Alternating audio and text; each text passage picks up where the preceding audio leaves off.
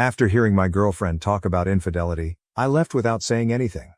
She is looking for me, but I blocked her everywhere. My girlfriend, who is 36 years old and with whom I have been in a relationship for 5 years, has cheated on me without my knowledge. I am a 38-year-old man who just recently discovered this information. I discovered it in the most unfortunate way imaginable. Let me begin by providing some background information about myself. I have never been married and I do not have any children. It's not that I don't want it either. I guess life just hasn't presented me with those opportunities yet. Okay, let's get to the story. The men and I were going to take a weekend trip to one of my friend's cabins on the lake, so I left work on Friday after work to go on the trip. There is nothing overly insane about it. Fishing, drinking games, and just plain old fun.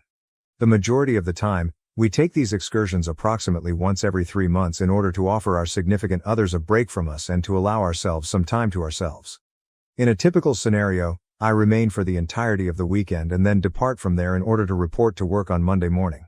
My laptop, on the other hand, was left in the office room during the weekend, and I failed to remember to retrieve it.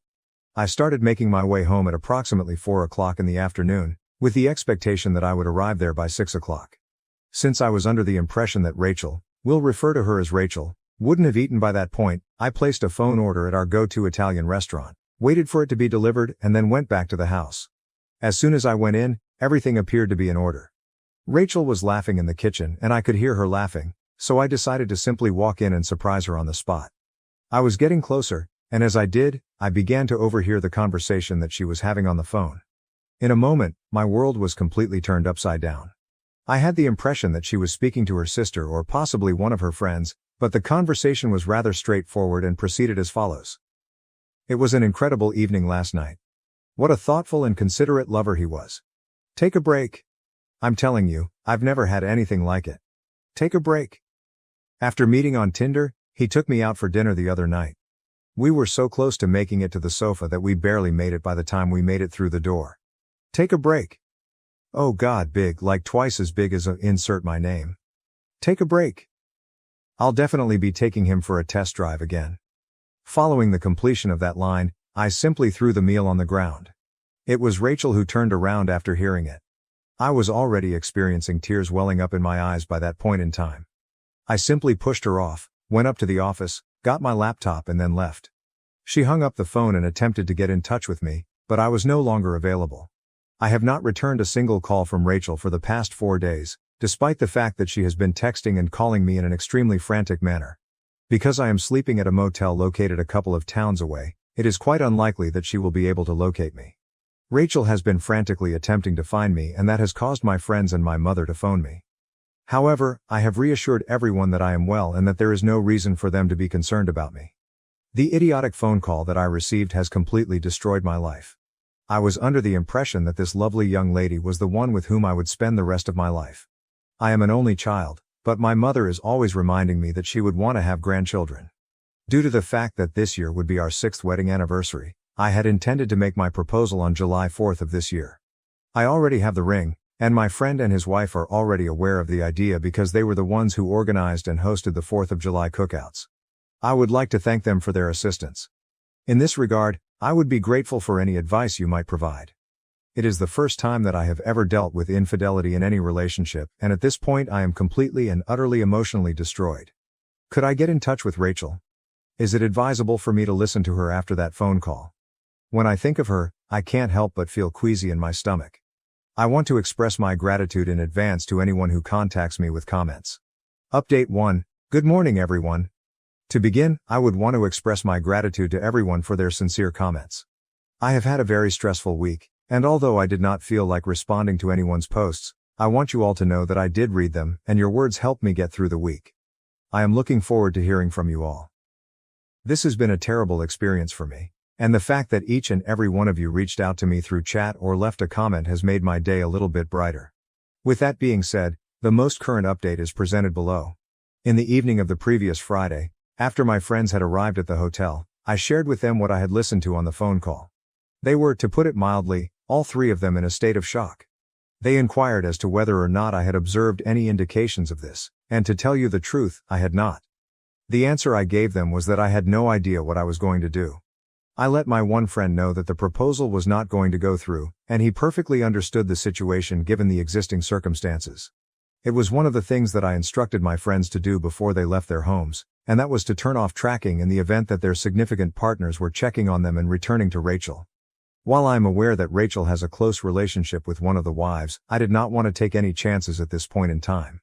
That evening, we spent the evening at the hotel bar, and I took a lot of shots, shot after shot, shot after shot.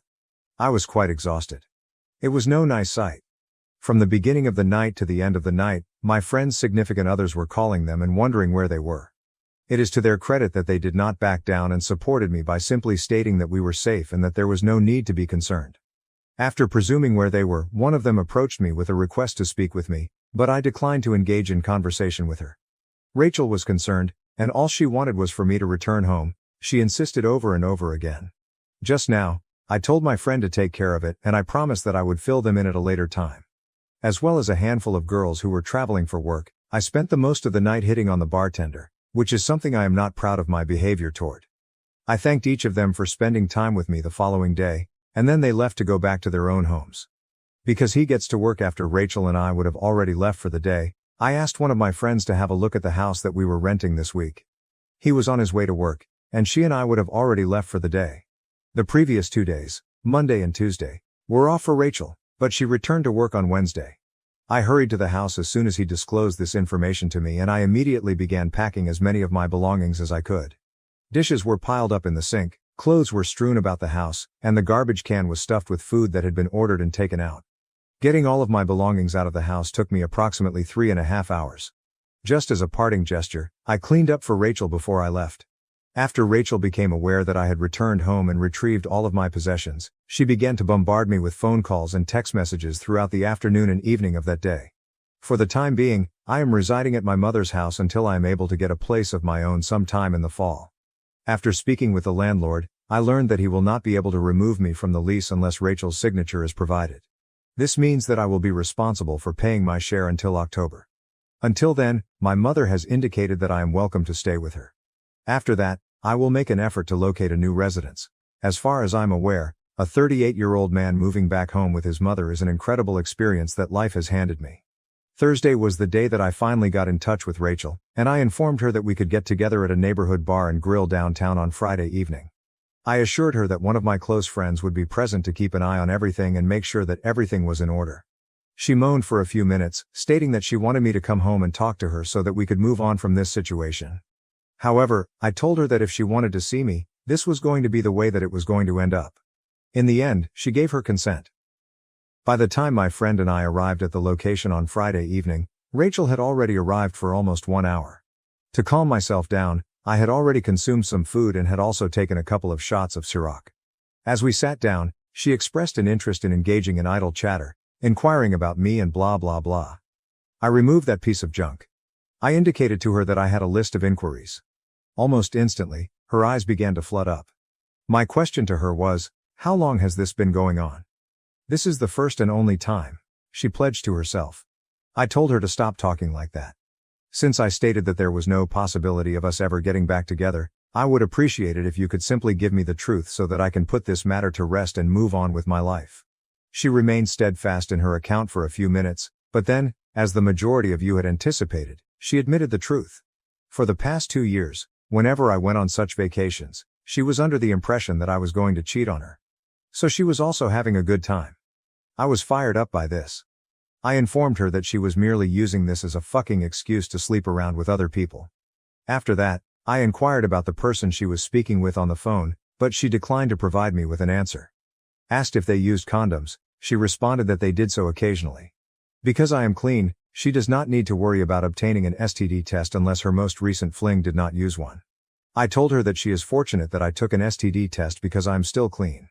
In the end, before I departed, I informed her about my intentions for the proposal that would take place on July 4th. I showed her the ring and informed her that I was going to propose to her at the party hosting our mutual friend because that was the event where they had introduced us to one another. Approximately at this time, she suddenly began crying for no apparent reason. She pleaded for just one more opportunity. I informed her that I will love her at all times, but that our relationship is finished. Even though she has been messaging me throughout the day, I am going to block her from this platform very soon. At this very moment I am only sitting here, consuming some Buffalo Wild Wings and sipping beer while watching the fights. I have my doubts, but I'm hoping that Poirier comes out on top. It's a train wreck that is my life. In any case, I want to thank you all for listening. It is highly unlikely that I will ever have another conversation with that expletive, thus I am not sure if I will update again. Comments. C. Falcon, 663. I knew she'd say it was just once. They usually do this, dummies. Also, the statement, every time I went on those excursions for the past 2 years, she assumed I was going to cheat on her, so she was having fun too. Blame shifting is a common cheater technique. It is your fault, OP. I do not think so. I am sorry your landlord did not allow you out of your lease, but at least you have your mother. It isn't ideal, but it is only temporary. It was entirely her loss. Unfortunately, she was going to marry someone. A nice man had chosen and desired her, and she had thrown it all away for pleasure. It's time to focus on yourself and your healing. Take it easy on the drinks, be careful. You are going to be fine. Fly Gusk. OP, I'm pleased you're clean, but it's unfortunate that she was such a POS and used that as an excuse to believe you were going to cheat on her during those travels. It's also unfortunate that she didn't want to identify who she was speaking with, but I'm guessing it was someone in your tight circle of friends, probably one of your mate's spouses. She probably didn't want to be identified because it could get her in trouble. You may wish to warn your friends about these possibilities. Now, in terms of her reaction and actions at the meal, she exhibited no remorse and even attempted to trickle the truth to you. If she was truly sorry for what she had done, she would have broken down before the ring reveal. She only seemed to realize her mistake when you showed her the ring and discussed the proposal. It's time to leave the alcohol behind and begin your healing path. I hope everything goes well, and if you find out who was on the other end of that call, please keep us updated. Update 2. Dear fellow Redditors, how are you doing? I would want to express my gratitude to each of you for the kind remarks. They have meant a great deal to me. During the past day, a few events have transpired, and I thought it would be best to fill you in on them. In spite of the fact that it is not particularly exciting, here it is. I am free and clear, and there is no need for me to worry about any confrontation with Rachel because she is no longer invited to the cookout that will be held on the 4th of July occasion. While I was at the bar, one of the spouses was attempting to strike up a conversation with me, as you may recall from my previous story. In the 4th of July barbecue, she is the wife who is in charge of hosting. It would appear that Rachel had explained to her that she had only cheated on her partner once, and that it was a grave error on her part. This is the reason why she was attempting to convince me to share my thoughts with her. On Tuesday, I had a conversation with her, and during that conversation, I told her the complete truth. Almost immediately, she called Rachel, who informed me that my account of the events was accurate and was furious. As she began to rage at her, she informed her that it would be better if she did not show up to the event that was going to take place on the 4th of July because I was going to be there, and to tell you the truth, what she did to me was horrible and revolting. After that, she requested me to pardon her and stated that she was unaware of the situation. My explanation was that it was not her fault, and that she had no grounds for requesting forgiveness for what she had done. A person who was important to both of us was the one who deceived us. When it comes to the question of who was on the phone with her, I can only speculate that it was her sister. The two wives who are friends with her have maintained their steadfastness and insisted that they were unaware that Rachel was engaging in this behavior. It would appear that on Saturday evenings, when we were away, they would have a girls' night in my place until approximately 11 o'clock at night, during which time they would drink wine and speak about things that are typical of girls. A confirmation of this was provided by the individual who is not even close friends with her but participated in these activities. Another factor that leads me to believe that it was her sister is the fact that I have tried to get in touch with her 3 times already, but I have not received any response from her by way of a text message, a phone call, or anything else. My mother has contacted me and expressed her disappointment in the split. She also inquired as to whether there is anything they can do to convince me to change my decision, but I have informed her that this is not going to happen. As a result of the fact that I returned to work on Monday after taking the previous week off, I am now back to my regular schedule. Going forward, I will not consume any more alcohol. My liver will be grateful to me for that. This community has been of great assistance to me, and I would like to express my gratitude to each and every one of you for everything that you have done. Considering that it appears that this is the conclusion of the matter, I am unsure whether or not I will update this account again. It is important to note that Rachel has been blocked on all platforms, which means that she is currently unable to communicate with me. The person who was hosting the cookout informed me that she is not feeling well at the moment, and she did so before I explained what had actually occurred. The fact of the matter is, however, that I am not doing very well either, But I am moving on and putting all of this behind me.